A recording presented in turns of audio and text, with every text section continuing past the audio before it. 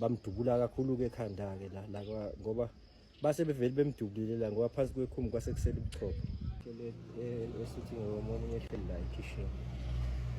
Futhi ngokungena kwalabantu bafike babamba lo kuqala wehlele esithini ukwanda.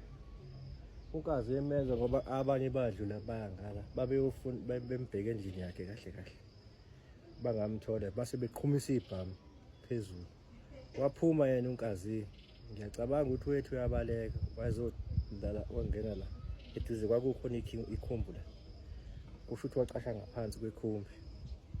Babuya laba babengala, le moto yayime lapha ngicabanga ukuthi iyona yabafonela ngoba iyayimbona ukuthi ungena la ngaphansi kwekhumbi. Laba babengamboni, laba babeyombheka ngale ekabeni lakhe la elala khona, abatshela ukuthi nange ngena phansi kwekhumbi mangicabanga ngoba bathi masebuya ngale bavele bazoma la ngaphansi kwekhumbi, babheka ngaphansi kwekhumbi, baqabula-ke bamdubula-ke la ecashe ngaphansi kwekhumbi.